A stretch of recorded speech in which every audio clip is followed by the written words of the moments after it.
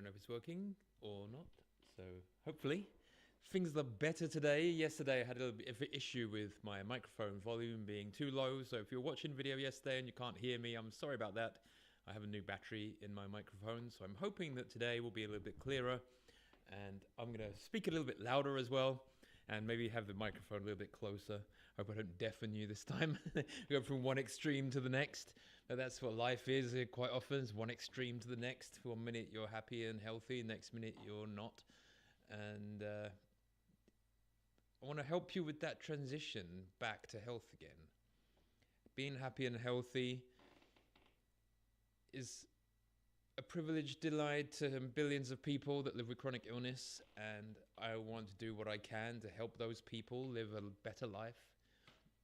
Being diagnosed with an incurable condition as a child is horrible.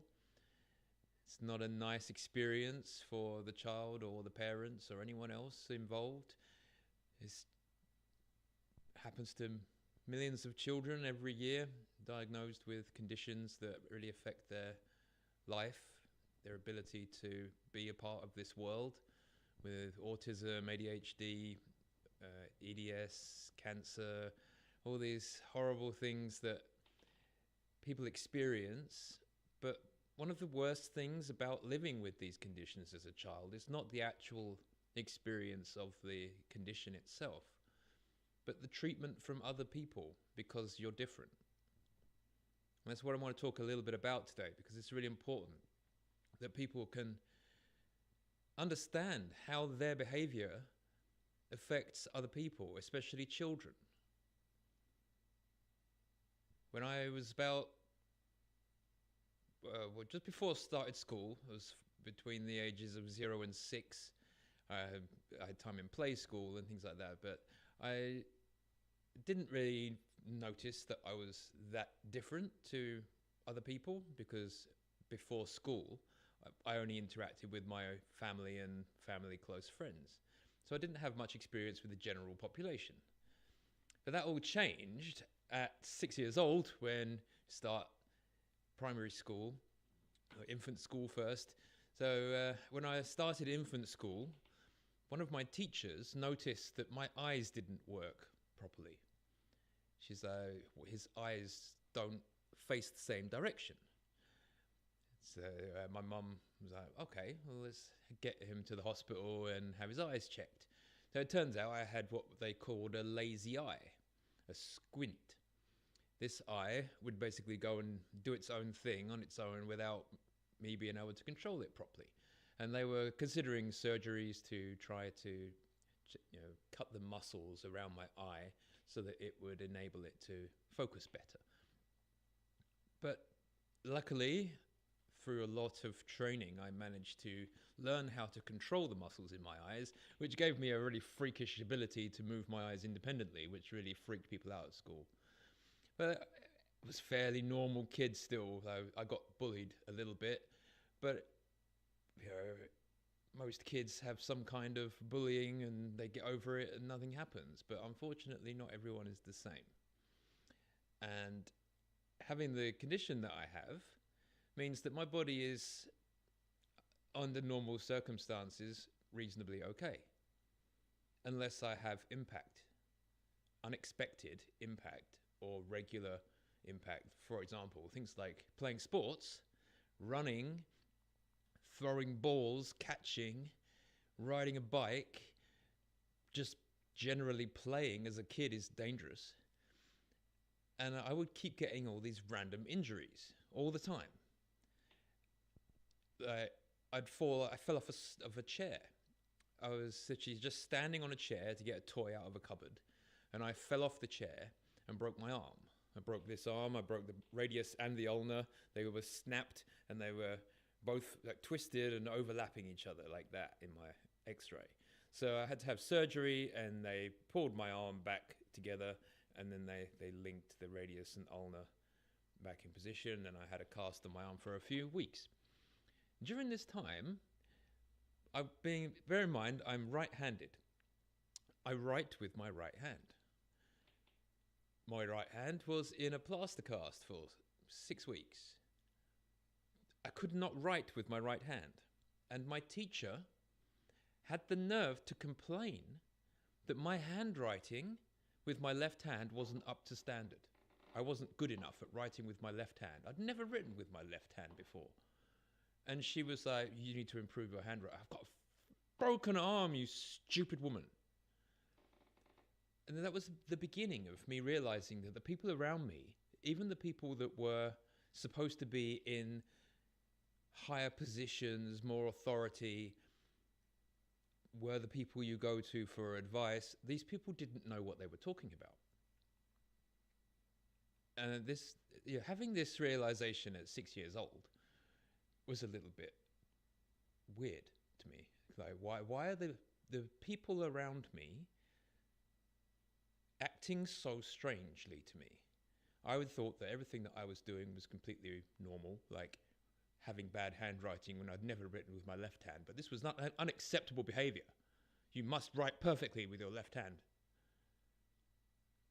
So this started off this weird feeling that everything that you do, everything you think, say, do, feel is wrong. If you're autistic, if you have ADHD, or if you have any chronic illnesses, you'll probably understand this to some degree, that you are constantly shamed, ridiculed, or punished for natural behaviors that you exhibit, that society has decided that they think this is inappropriate behavior and they'll punish you for it. So school continues. I got a little bit more bullying as I got older, and I get to 10 years old. And there's me, I'm trying to observe the world, learn from my environment, and try to live a nice life. Everybody around me, boys ask girls out on dates. Boys like girls, girls like boys, and this was the normal behavior. So I went along with this concept, and I was seeing this girl. I mean, I'm 10 years old. It's not really a proper girlfriend at this point. But it was actually a joke. It was a setup of some kind. I don't know exactly what happened, but it resulted in a physical assault on me, which caused permanent damage. Permanent. I have this injury forever, because during this time in school, someone thought it would be really funny to beat me up every day. And one of those times led to a permanent injury that caused significant, excruciating pain for the rest of my life, up till today. But I've managed to figure out ways to reduce that pain a significant amount so it doesn't affect my daily life the way it did when I was 10. So I go to the doctor, I say, I'm in extreme pain every day. Can you help me? How can I not be in pain anymore? I don't like this. This is debilitating. Can you fix it? No. Was basically what happened. No, they just made it worse. Just think about that for a minute. You've got teachers around you that are just complete morons, and now you've got a problem, and you go to the doctor, and the doctor can't help you either. My parents couldn't do anything to help me. There was nobody else that I could go to for help at all. So at 10 years old, I'm completely alone, suffering extreme pain, and no one can help you. If that was you, what would you do? I'd love to know in the comments how you would have lived your life in that situation.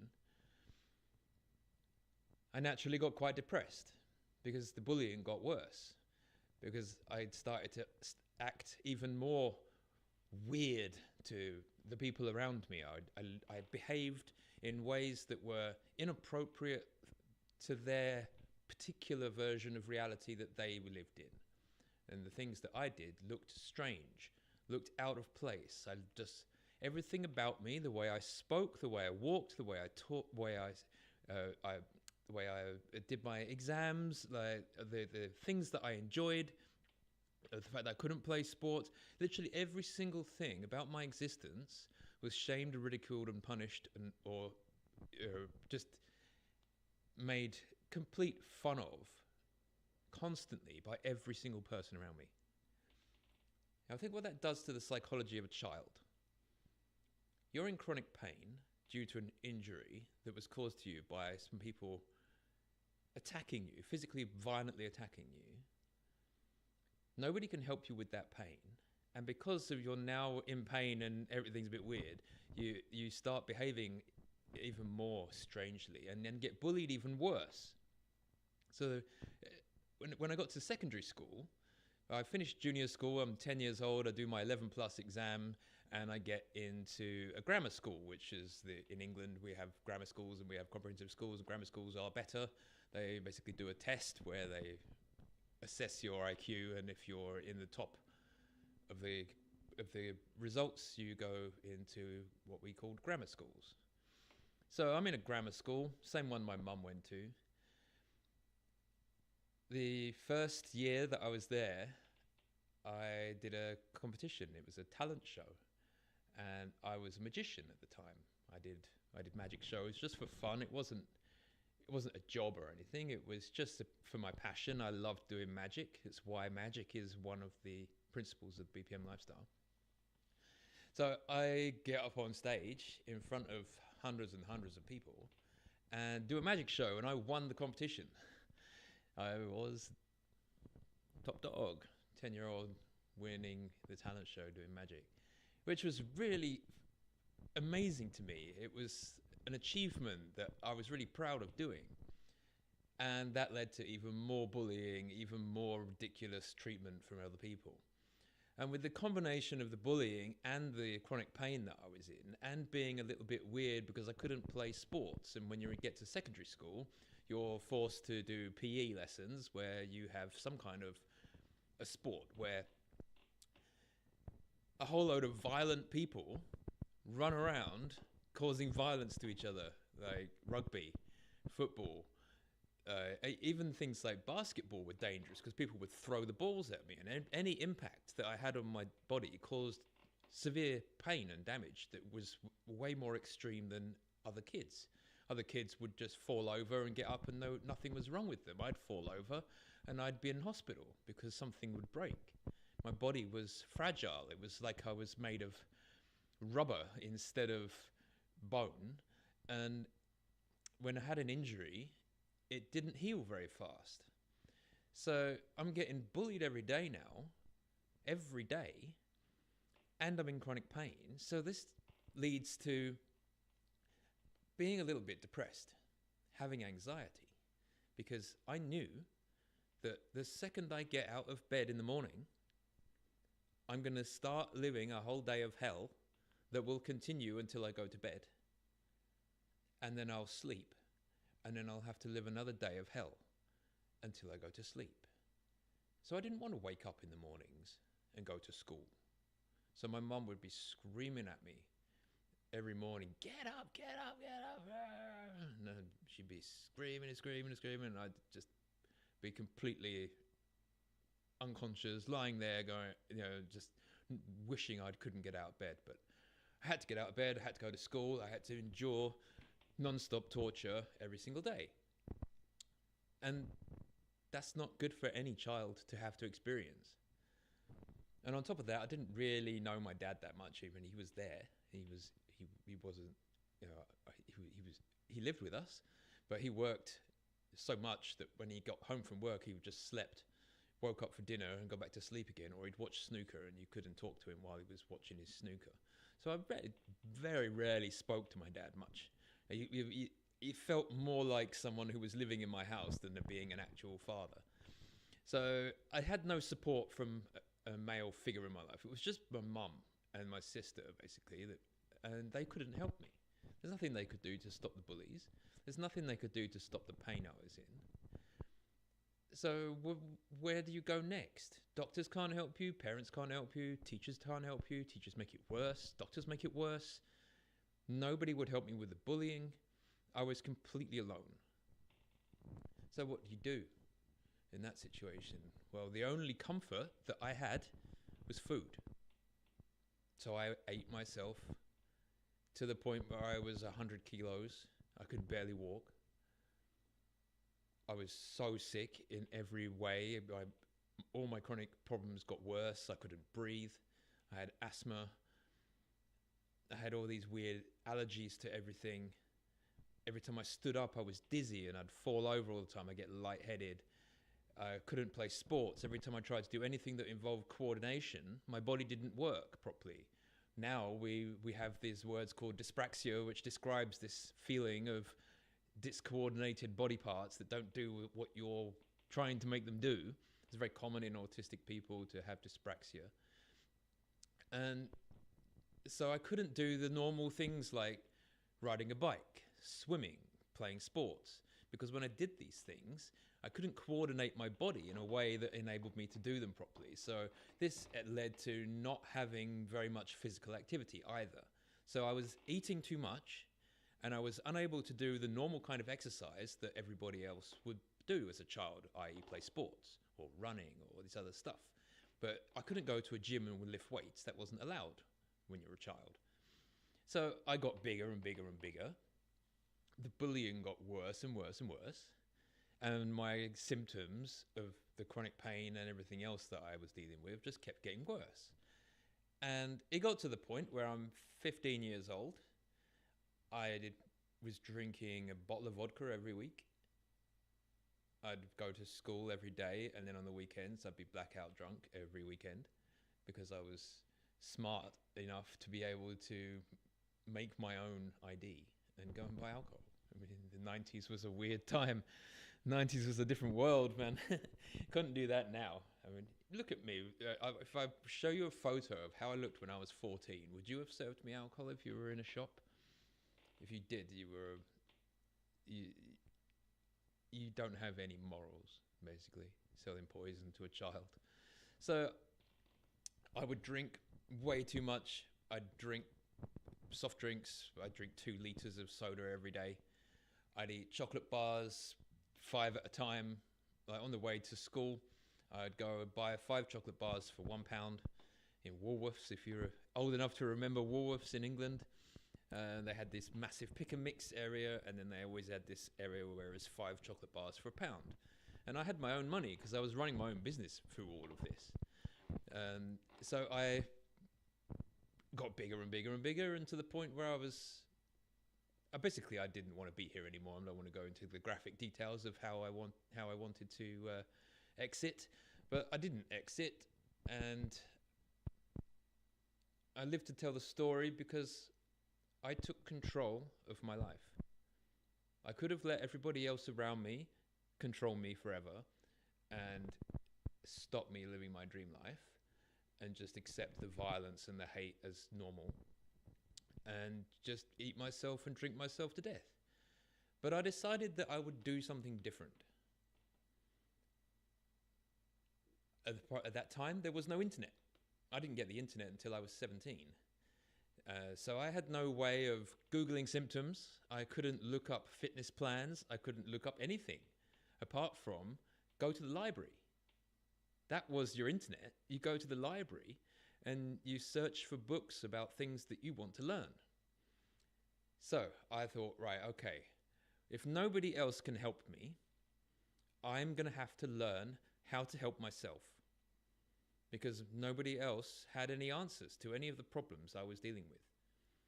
So I thought, right, okay, I have one option. I can try and become the best in the world at chemistry so that I can learn how to feel better. I just wanted to feel a little bit better. I didn't know if I'd ever cure anything, but I just wanted to not be in pain every day. So I started to study science personally, of my own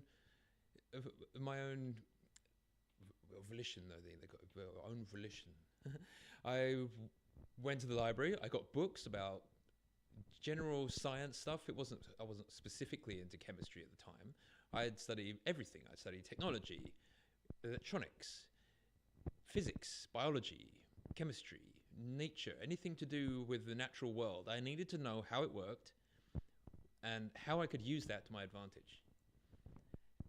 When it got to the point where in England you have 5 years of secondary school. In the first 3 years, You just do what you're told.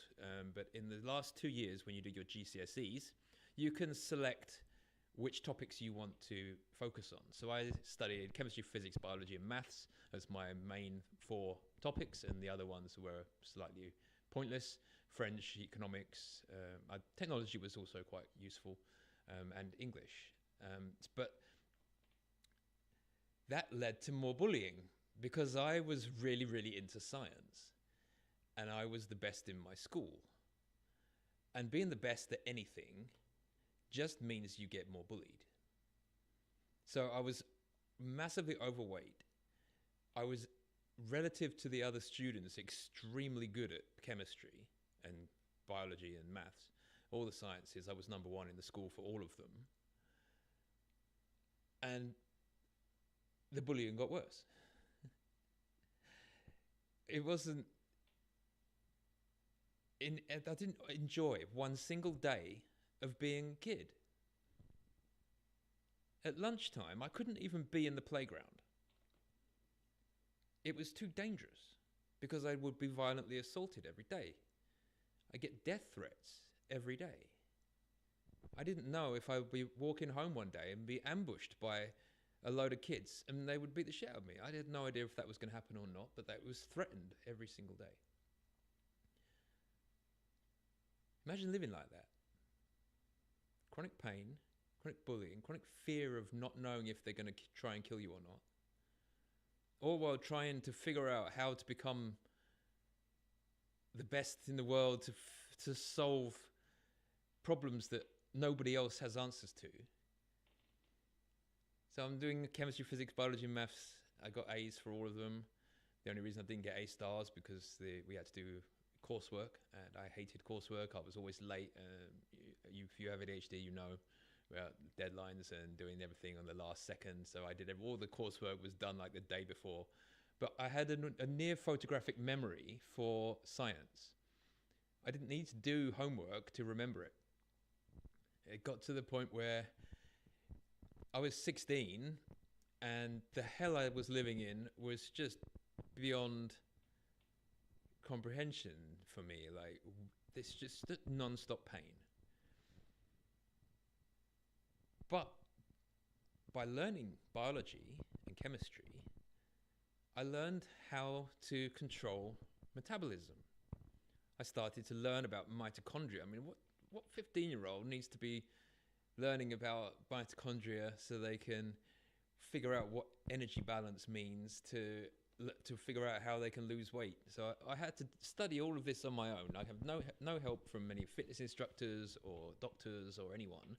So I taught myself chemistry to a point where I was able to lose 35 kilos on my own with no support. And I did it by 2 things: walking, bouncing on a trampoline for my exercise. Why walking and why trampoline?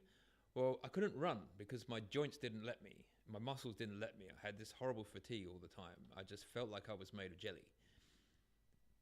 But I could walk. So I started to walk to school and walk home. And when I got home, I would go on my trampoline and I'd bounce on the trampoline for 30, 40 minutes a day, just listening to some dance music. Basically, dance music saved my life eventually, because it became my life to dance. And I still dance now. And I'm able to dance because I look after my body more than I did before. So I lose 35 kilos. I thought then the bullying would subside a little bit. But maybe now that I look like all the other kids, that it would be better for me. My pain was still there, but by that point, I just got used to it being there, and I managed to find coping ways to live. But it was still there every single day of my life, and it holds you back from doing what you want to do. You have to think about it, everything you do in a lot more detail, because you don't know if this thing is going to trigger more pain or not. And a lot of the things I did to try and cope helped in the short term, but in the long term caused more pain, especially the alcohol. It did not help me one little bit, but I drank it because it wiped me out and made me black out. And for that time I was blacked out, I wasn't in pain. And I woke up when I was in pain. but not while I was blackout drunk. So at 16, I'd lost the weight. I'd looked like any other normal kid now, apart from my big round glasses and being the weird, wonky kid with, who's a magician and scientist. So they still hated me for that, but they didn't know that I was gay at the time. If they had, my life would have been over, because in the 80s and the early 90s, there was a lot of homophobia, with all the AIDS crisis and stuff going on at the time. So being gay was the worst possible thing you could be. Being fat was bad enough. Being the genius nerd and the guy who couldn't play sports was bad enough for the bullying. But now there was this other thing that I had to hide. I couldn't let anyone know that I was gay, because if I did, my life would have been over. They would have killed me. So I had to hide that part of myself again. So I'm always having to hide who I am. I'm having to hide my pain. I'm having to hide who I am in my soul, to avoid the violence from people. What a messed up society we have built, that a child is so brutally abused for just being a bit weird. Why do you care if someone is different to you? Why do you care so much that if someone likes a different thing to you, that you have to be physically violent towards them, or just spew verbal hate at them because they do something that you don't approve of? Who made you God to say that your way is the only way that every other person on earth must live? I had this massively with religion. I'm not a religious person. But in England, basically, it's Christian and Muslim mostly. And Christians and Muslims absolutely hate gay people. And that's a fact. And you can't deny that. And it's nothing to do with being Islamophobic or whatever. That's just the way it is. And if you're not their religion, you're wrong. If you're not Christian, you're wrong. If you're not Muslim, you're wrong. And they made it very clear to me that I was not welcome to exist in their world. So they made my life even more hell. So at what point does this ever get any better? It gets better when we decide to actually do something about our behavior towards other people and ourselves. It doesn't have to be this much pain and suffering. It's mostly caused by the ignorant, stupid people who push their uneducated opinions onto everyone around them violently. Religion is the perfect example of this. It's been going on for thousands of years, and so many wars are fought over who's got the best imaginary friend. It's just absolutely ludicrous to me. So by the time I'm 16, I'm fed up with England. I'm absolutely fed up with everyone. There's nothing about England I wanted to stay for, apart from my mum and my sister. I didn't give a shit about my dad. He didn't care about me either, so he never helped me with anything. Apart from, he would show me off to his friends when I won a trophy for something or something like that. Or, oh, look at my son, he's in the best school in the country now. Yeah, he was proud of me for that kind of stuff. If I was really good at something, he would use that as a way to say, oh, look at my son, I'm the best dad ever. I've done this, blah, blah, blah, blah. But in terms of being an actual dad, he wasn't there. So I decided to leave the country and move to the USA. Now, that was an experience that absolutely changed my life. And if you go back through some of my older videos, there's a video I made about going to America. But that's where I really started to learn a little bit more about other cultures, other lifestyles, other beliefs, because I had this discovery of this amazing thing called the internet. Wow. The internet? You mean I can go on a computer, type some words, and connect to other people all over the world? That I can find people who are also a bit like me, that are a little bit weird, a little bit ostracized from society, that are abused and made to feel like they're worthless because they're a little bit different to what society has decided is their rules. So I found these online underground communities of people that were a bit weird like me, that were also gay, that were also had these habits and behaviors that society deemed as wrong, although they were completely harmless and actually beneficial in some cases to my health. I was doing these behaviors because they helped me deal with the chronic pain and the other symptoms that I was dealing with. And as a result of doing these things, I felt better. But by doing the things, people hated me more and I got even more abuse, which is absolutely ludicrous. But yeah, the discovery of the internet changed everything for me. And within a year, I'd built my first website, and I've now been an online content creator for 28 years. Because it's the only way I can reach the people who need me to share my story in a way. Because the people around me, they don't understand. I can't talk to most of the people in my life about half of the things I do. Because they just don't get it. Like, they're not interested. But the internet changed everything because it also enabled me to look up information. I could search studies. I could improve my ability to learn chemistry and physics beyond what I was taught at school. So when I came home from America, while I was in America, I studied AP chemistry. So I had chemistry for an entire year, bonus to my GCSE chemistry. And then when I came back to do my A-level chemistry, I'd already had a bonus year of teaching. So I was at the best school in the country studying chemistry, physics, biology, and maths A-levels, where I'd already had an extra bonus year of chemistry teaching. So I knew quite a lot of what I was being taught already. And my chemistry teacher said to me one day, why do you never do your homework? And I was like, no, I don't want to do my homework. And that was not very well taken by teachers. They didn't like it when I said I didn't want to do their homework. So I made a deal with my chemistry teacher. If you set me an exam that I can't get more than 95% on, I'll do your homework. And she said, okay, that's fair enough. And I never did homework again because I never got less than 95% on a test.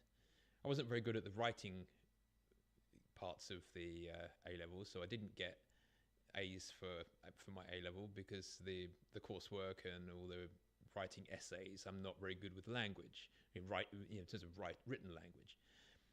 I'm not very good with spoken language either, but I'm trying my best to try and communicate in a way that people can understand. I hope you can understand me. I don't know, but let me know. If you need me to describe anything in a different way, just ask. So I'm doing chemistry, A-levels. I then decided to also do the next level, which is they do S level. They do AS level, A level, S level, and step level. So I did A level, and then I did S level, which I got a distinction for, and then I did the step paper, which I passed, which is to get into Oxford and Cambridge. If you've heard of them, they're the best the best universities in the world, but they weren't really the top in science as much as I wanted them to be. So I chose Imperial College London, which is one of the top 5 universities in the world for science. So I did chemistry with medicinal biology there. Because eventually I wanted to cure the chronic pain that I had and all the family history of chronic illness that I've witnessed that I didn't want to be a part of my life. I don't want cancer. I don't want heart disease. I do not want to be diabetic. I do not want a stroke. I do not want to get dementia. I don't want any of these things. So I'm going to live my lifestyle in a way that I can reduce my chances of getting those things. Because they're not nice to experience and they're not nice for the family who are caring for people. It's more difficult when you've got all these compounding problems. But there's ways that you can be protective of your system to reduce the risk of these things occurring. But it takes dedication to you. You have to decide that you're going to take care of yourself.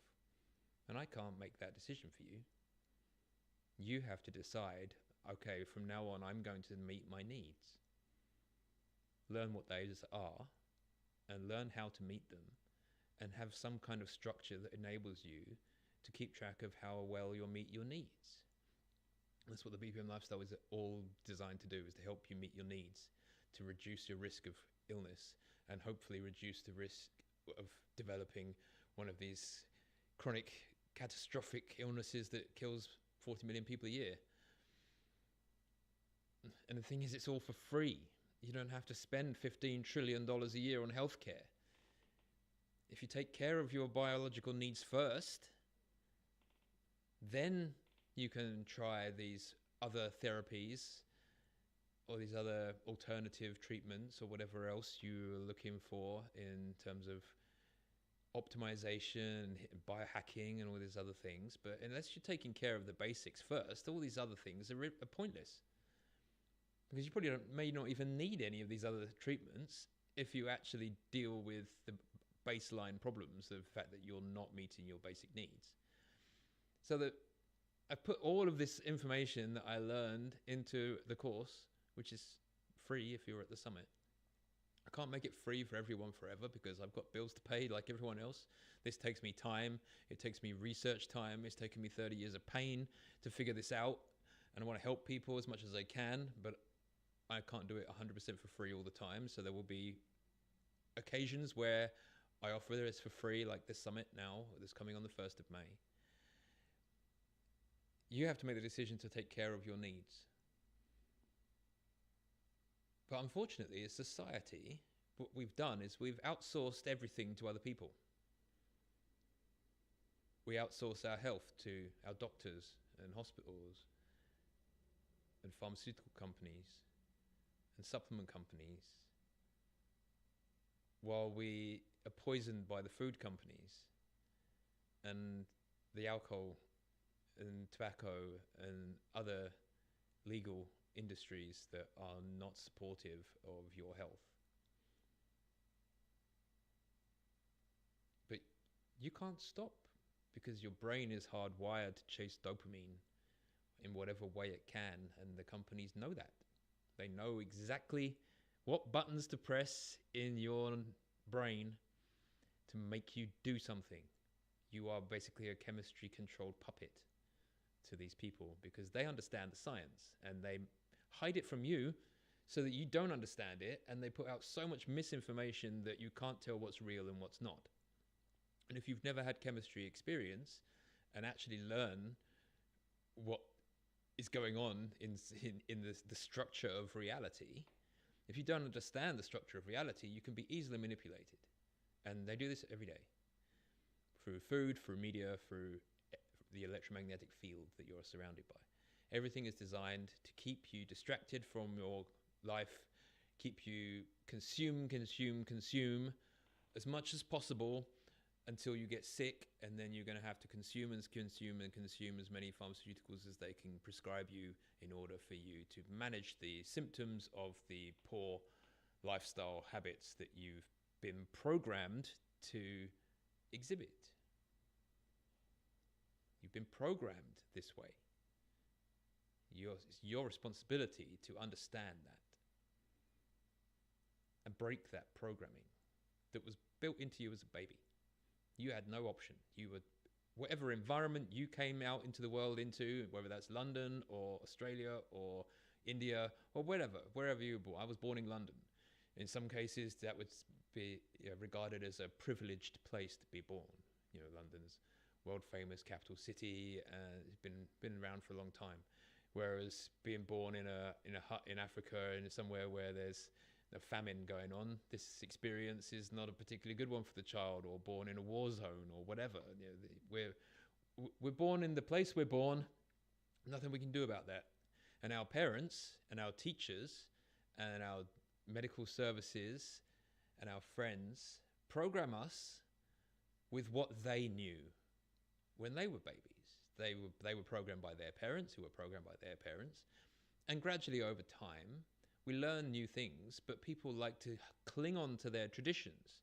Well, this food is traditional, this behavior is traditional, this is traditional, where you're going to keep doing this thing, even though this thing is negatively affecting millions of people and they're dying because of it, we're going to keep doing it because we've always done it that way. Why not just continue? We've always done it this way is one of the most toxic beliefs that people propagate. We've always done it this way, therefore we'll always do it this way, and no matter what negative consequences arise, we will still continue to do it this way because it's hardwired into your nervous system. And you don't have a choice in this. It's done when you're a child. So you have to recognize that programming and realize, is this true? Is this thing that I believe actually true? Or is this thing I believe just the result of years of programming from a society that I grow up in? Like, is this actually true? And the only way to know if something is true is to actually test something. You do science. That's what science is about. Science is about finding the truth behind an idea. You have an idea, you would call it hypothesis. You have a hypothesis. You think, I think that this is the case, and then you think, okay, so I believe that this is the case. How can I test it? What's the method and the structure of the experiment that I can do to prove that this is yes or no, or what range, whatever it is you're trying to discover. And so you do the experiment, you collect the data, you analyze the data, and from the data you have actual measurement points that you can then say, okay, so based on this data, this appears to be the truth. And over time, those ideas shift and change as more data becomes available, and science evolves over time. Science is never 100% certain of any particular truth at any particular time, but there's an overall scientific consensus that this is the way the world works. So you can't just decide that atoms don't exist. You can't decide that atoms don't exist. You can't decide how they interact. They interact by scientific laws. There are laws of thermodynamics and laws of electrodynamics and all these other ways that atoms interact with each other. You can't control that. You have to learn what those rules are. And if you learn what the rules are, you can make changes to improve that chemistry, that balance of chemistry. You are a big bag of chemicals that needs to be in perfect balance in order for the functions in your body to work efficiently. If you have too much of a nutrient, or not enough of a nutrient, or too much of a toxin, or not enough energy, or whatever, all these different things, they need to have the right amount for you. And the right amount for you is dependent on your particular DNA and your behavior. Because somebody who has a very active job, maybe they're on a building site all day and they're constantly moving heavy stuff around, they're going to burn a lot more energy than someone who sits in an office clicking on a computer. So they have totally different needs. And the person who is in the office can't eat like the person who's working on a building site because they're not using anywhere near the amount of energy. They may be using more brain power than someone digging a hole, but the amount of energy is unique to you. You need to know how much energy you're using and eat the appropriate amount of food to match the energy that you need. But most people eat far more energy than they actually use, which is why we have such a massive problem with obesity. The food is so devoid of nutrients that people are suffering with vitamin deficiencies and lots of diseases because what they're eating is just flavored energy, not actually cells. And you need cells to make new cells because a cell isn't just carbohydrates and fat and protein. There's more to a cell than that. There's all the smaller organic molecules that are only needed in tiny amounts, but they're still essential. We call them vitamins. We've got all of the minerals that you need, your sodium, potassium, chromium, selenium, all these things, iron. They're essential for you to exist. But they're not in half the food you eat. Because half the food you eat, or even more in cases, 70% of the food in America is processed nonsense. you're not getting any nutrition, but you're hungry because your body's like, I need food, give me food. So you put more stuff in your mouth that's not even food. And then a few minutes later, your body's like, yeah, but that wasn't food. I'm hungry again. So you eat more, you eat more, and you eat more, and you eat more, and you eat more, until you end up on my 600-pound life, and you can't even get out of bed because you've been hijacked. Your brain has been hijacked by these food companies, putting in additives to make it as addictive as they possibly can, so that you keep buying it, no matter what you want to stop. You wish you could stop, but you can't stop because you're addicted to it. And millions of people are dying because of this. And I won't stand here or sit here and allow that to happen without at least trying to say something about it. It doesn't have to be this bad. We grow enough food to support all life, animals and humans. We don't have to have 800,000 people starving to death while we have 800,000 people eating 10,000 calories a day. Do you think that that's acceptable behavior? I'm not trying to fat shame people. That's not the point. I was fat. I don't know how bad it is to be fat shamed. But as a society in general, we just accept endless consumption as being fine while millions of people die of starvation. This is wrong.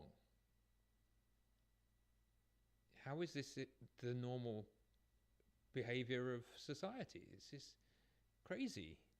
You've got to start thinking about how your actions affect you and everyone around you, including the planet. We're eating ourselves to death. We're eating the planet to death. We're just carving up all of the rainforests and planting crops to feed animals, when we need these ecosystems to be thriving in order for the planet to actually balance its own systems. You need to be balanced in your system, but the earth needs to be balanced too. And what we're doing is we're throwing the earth out of balance with climate change. Whether you believe climate change or not, if you don't believe that the world is changing, then you are burying your head in the sand and denying all the evidence that is plainly in front of your face. But I can't control how you think or what you do. So you want to believe that global warming's a hoax, then you can do that if you want. If you want to believe the world is flat, you have the absolute belief. You have the right to believe whatever you want. If you believe that eating trash junk food every single day for 50 years is healthy for you, then you can believe whatever you want. That's the beauty of being a human. We can have the choice to be an idiot. We can choose to do stupid things. If you want to choose to do something crazy, you have the free will to do that. And if that results in you dying, then that's your own fault. And that's why we have the Darwin Awards, because stupid people die all the time.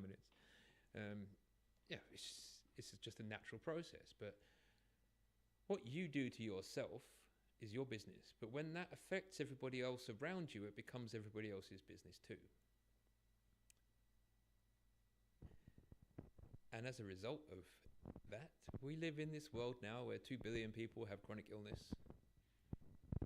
We have extreme poverty side by side with extreme greed. I don't want to be in that world. That world is horrible to me.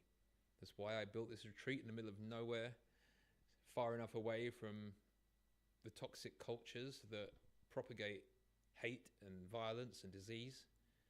They're just normal, everyday parts of society, and because they're normal, anyone who stands up against violence or against poverty or against the rich or whatever, if you stand up and say, actually, this is not a good way to live, you get attacked, because these people are so programmed into their reality that they will fight to keep it, even though that reality is killing them. Do you want to join a new movement away from pain and suffering and towards happiness and joy and freedom, where you control your life, not someone else controlling you? The whole point of school is not to educate you, it's to teach you control. You do as you're told. You are programmed from the first day of school to the last day of school, to do as your boss tells you. You're here on time, you do what you're told, you go home, and they give you some amount of money as compensation, and then you use that money to spend on things that damage your health, to escape the hell of the life that you've been forced to live, without considering there's another option. You don't have to have a job. I haven't had a job for 25 years. Not a real job, not where I've been employed. I make money by helping people solve problems in their lives.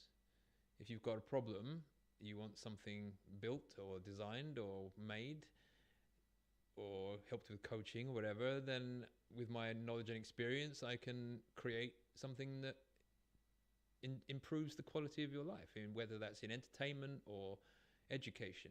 Either way, everything I've ever done in business for the last 35 years is to help people feel better about themselves, to live a better quality of life, to enjoy their time on earth more. You've only got one life, enjoy it. Do everything you can to live the best life possible. Why not? Why not? What else are you doing in your life other than trying to have as much of an enjoyable experience as you can? The BPM lifestyle is how I went from being homeless to $1 million twice, because I had a car crash and I lost it all the first time. Because as I said, when I have an impact, it severely damages me and it takes a long time to fix. And after my car crash, I ended up having to close my business. I lost everything. I lost $1 million and started again from zero. But now I own a hotel and a retreat center and this amazing studio, and I get to spend my time trying to help other people level up. Because I've been in the darkness, been there for too long. I know what it's like to be in that place of hopelessness. But hopelessness doesn't have to be the only option. You can choose. Hope is a choice. To believe in something that's not real yet.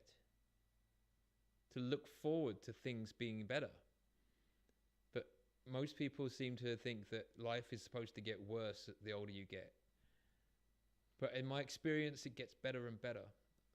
I didn't want to be here when I was 15, but now I'm 45 and I love life. I want to be here as long as possible, as long as I'm physically able to take care of myself. I'm happy to exist in this world now.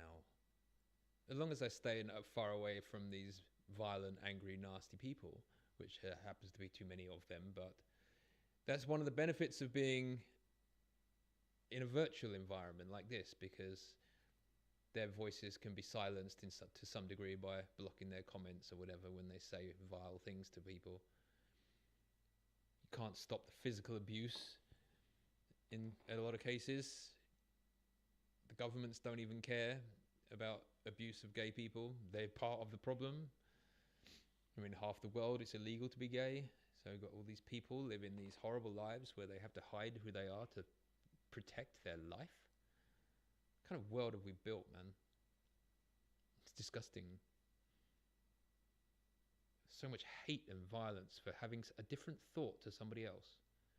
You think differently to me, therefore I'm going to kill you. What? What is wrong in your head that only your belief can be true, and if anyone doesn't follow that, you kill them or violently assault them or make their life a living nightmare because they don't think like you, or they don't dress like you, or they like a different sports team to you? That was one of the weirdest things being a kid growing up, because I hated football, and people would oh, what football team do you support? Don't like football. Beaten up. Or if you say the wrong team, if you don't agree with their team, you're an enemy. What? What's wrong with you? Who cares? It's a game of someone kicking a ball around the floor. It's not that big a deal. But the amount of violence that comes from football, it's insane. The Americans, talking about soccer. But It just doesn't make any sense. This tribalism, this hate of everything that's not you. It's so utterly bizarre. So the people that have a chronic illness or disabled or they're autistic or they're LGBT or whatever flavor of being a little bit different from the average person in society means that your life is made a complete living hell by them because there's more of them than you. So they all agree with each other, and it's just normal to be violent towards autistic kids. It's normal. It's normal to hate gay people. It's normal. It's written into our entertainment in our movies that the nerd at school is bullied every day by the sport jock. We got the sports heroes getting paid millions of dollars to throw a ball around, while scientists in labs that are trying to cure disease get paid pittance. And they're actually moving humanity forward. How does humanity move forward by kicking a ball around the floor? Doesn't. I don't understand even watching it personally, but you watch what you like. If you enjoy that, you enjoy that. That's your business. But if I don't want to participate in that, doesn't mean that I get to be violently assaulted. This makes no sense. This is a really long video already. It's been an hour long. I'm practicing talking live because I want to be able to be a better communicator. To download some information from the universe into your brain that may help your life. All this whole channel is about trying to help you improve your quality of life. Because living in pain is horrible, and I don't want anyone to do that. If there's a possible way that you can improve your life, why not try?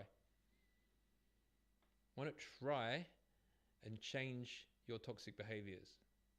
You know you have them. You know you're trying, in some cases, to fix them. But you're struggling, maybe. Maybe you're dealing with addiction problems. Maybe you're dealing with emotional problems due to your environment being unsupportive like I was when I was a kid. Or maybe you're dealing with health problems or whatever issues you're currently dealing with. There's something that you can do to improve your quality of life no matter what situation you're in. I don't care if you're homeless. I don't care if you're broke. I don't care if you're sick. There are things that you can do to help you be a little bit better than you are today. And that comes from balancing your biology, your physical environment, and your mental state. And the BPM lifestyle helps you find that balance point between them. It's not woo-woo magic. It's not a cure for anything. It's alignment. In the spiritual sense, they talk about mind, body, and soul, but your soul is your environment. Everything in your environment is made from your soul. You are a soul experiencing Earth. This experience that you're having right now is the equivalent of having a dream for your soul. Your soul is dreaming that you're a human right now. Stop dreaming of pain and suffering and make changes that can benefit you and other people. It's so simple to reduce the suffering of 1 billion people. We can easily, tomorrow, we can do it. We can help 1 billion people heal. But we choose not to. Because change is hard. Change requires you to actually take responsibility for your behavior. And that's hard for people to do because they want to blame everybody else but themselves. And I'm not victim blaming you if you were raped or assaulted or whatever, and you've experienced some kind of trauma. I'm not saying that that's your fault. Don't misrepresent what I'm saying here. I'm saying that you have more control over your body and mind and environment than you're led to believe by society. And by learning a few small tools, you can help yourself to have more energy, to be happier, to live with less pain, to enjoy your day rather than spend your day working for someone else who you don't even like, just so they can give you a few coins so that you can try and pay your rent that keeps increasing every month, the food bills that keep getting more expensive for less nutrition, the energy bills going up because some idiot somewhere else in the world is bombing someone, and all these extra stresses that you have to deal with. The last thing you need is to be breaking your own biochemistry by poisoning yourself, as well as these other external stressors.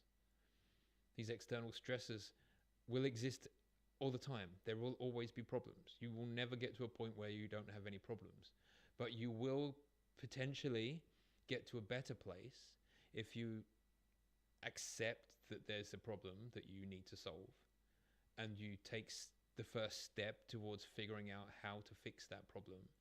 And when you fix that problem, another problem will come. But that's okay, because that's life. There will always be a new problem. You're never going to get to a point where problems don't exist. So to have that as a goal is silly, because there will always be something that you need to try and fix.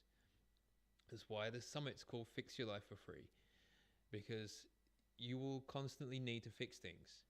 Your house, your car, they will all need repairs on the house. Your body will always need repairs, and eventually everyone is going to die eventually.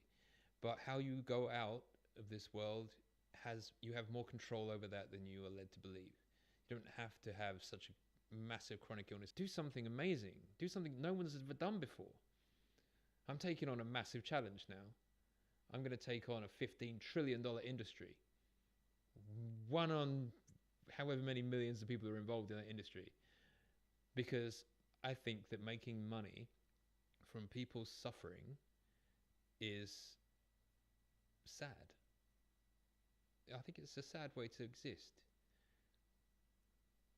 You've got cancer. All right, give me $100,000 and I'll give you a pill that might kill you, might save you, might do nothing. But you won't know until you give me $100,000 and try it.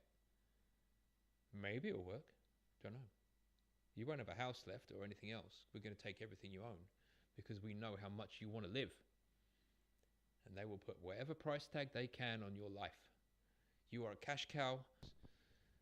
A lot of the chemicals, they're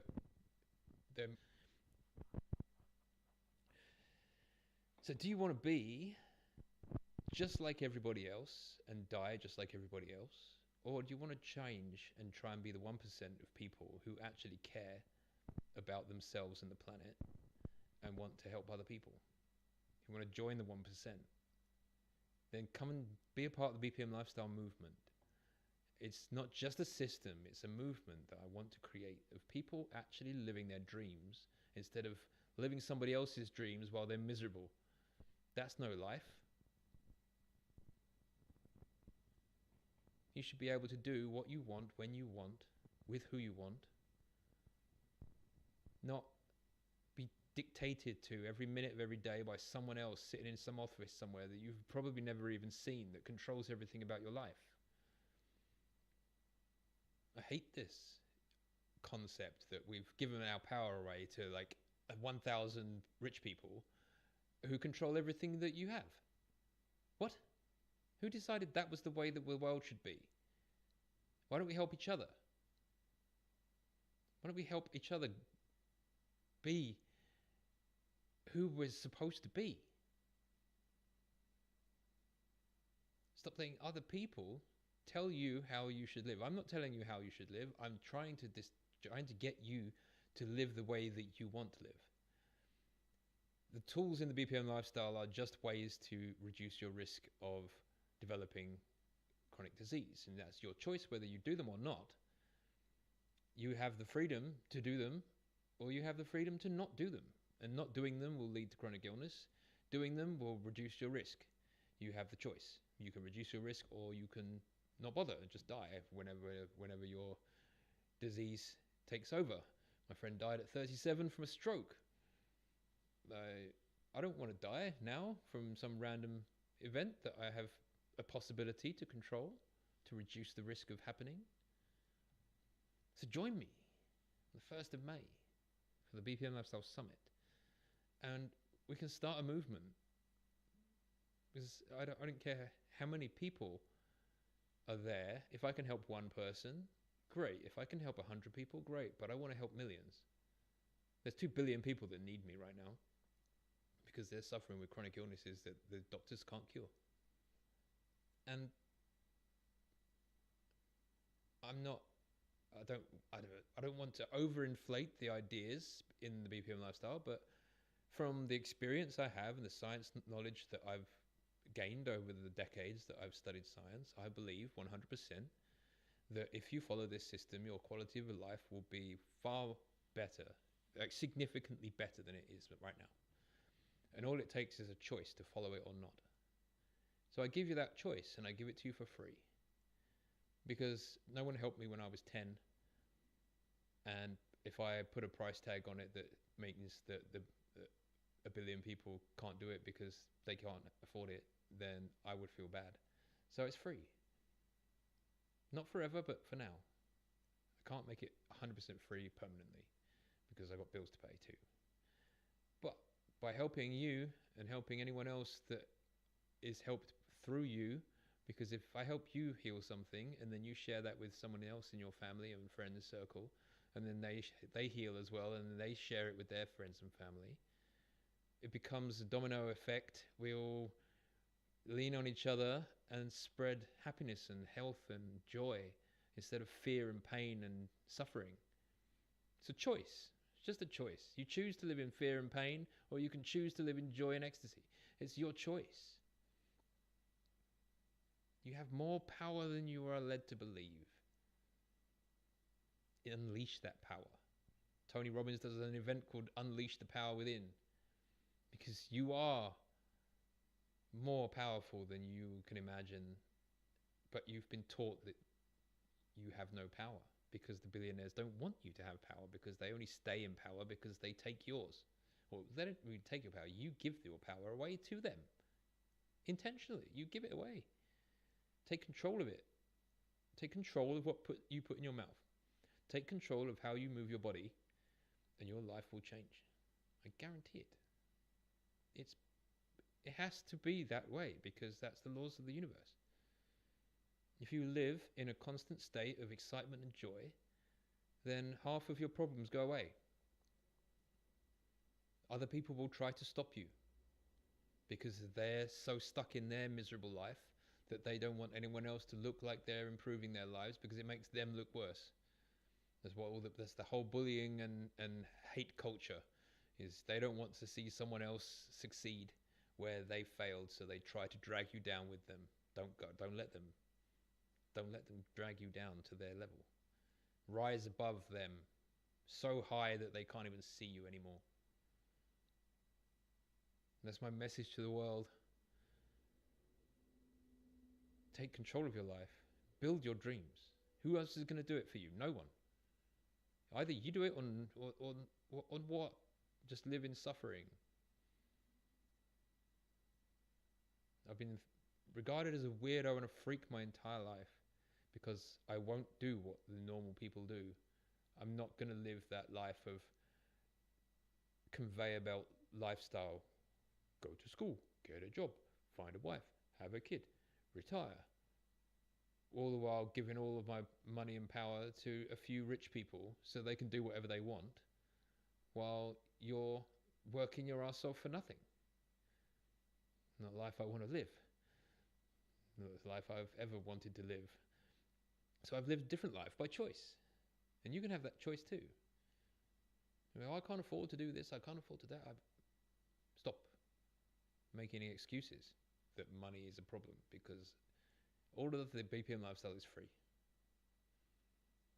It applies to all human beings. It applies to all animals. It applies to life, basically. It's biological rules of life. It's just translating the biochemistry of your existence into practical tools. That's all it is. It's ways that you can stimulate and support your natural body processes to help you live a better life. So if this sounds like it might help you, and it sounds like something that may help anyone in your family, then invite them. Why not give it a try? What have you got to lose? So, it's enough for today. I'm going to test the audio and check if you can actually hear me, because I might have just been waffling on for an hour and 13 minutes and nobody can hear what I'm saying. So I'm going to sign off for today. If you have watched this video all the way to the end, then you are clearly part of the 1% who actually care about their life, and the BPM lifestyle will help you. I guarantee it. Sign up for free, and I'll see you on the 1st of May. Goodbye.